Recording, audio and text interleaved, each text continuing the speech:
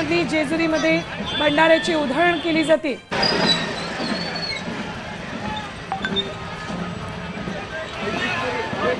बघा, महाराष्ट्राचं कुलदैवत असलेल्या जेजुरीमध्ये आपण काय बघतोय, जयदीप बारभाई जे राष्ट्रवादी काँग्रेसचे आहेत ते नगराध्यक्षपदी निवडून आलेले आहेत।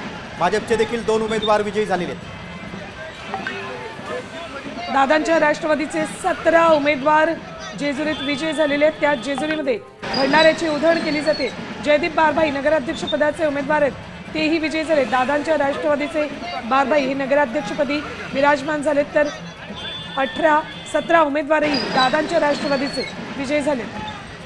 त्यामुळे जेजुरीमध्ये दादांच्या राष्ट्रवादीचे कार्यकर्ते विजयी जल्लोष साजरा करतायत, भंडाऱ्याची उधळण करतायत। बघा, पुणे जिल्ह्यातल्या जेजुरीमध्ये राष्ट्रवादी काँग्रेसला विजय मिळालेला आहे।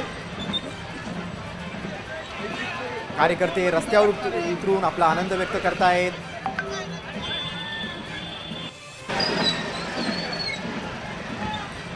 जेजुरीतलं खंडोबाचं देवस्थान संपूर्ण देशभरात प्रसिद्ध आहे। त्या जेजुरीमध्ये जी निवडणूक झाली त्याचा निकाल समोर आलेला आहे। राष्ट्रवादी काँग्रेसनं यश मिळालेलं आहे। आता कार्यकर्त्यांचा विजयी जल्लोष आपण पाहतोय।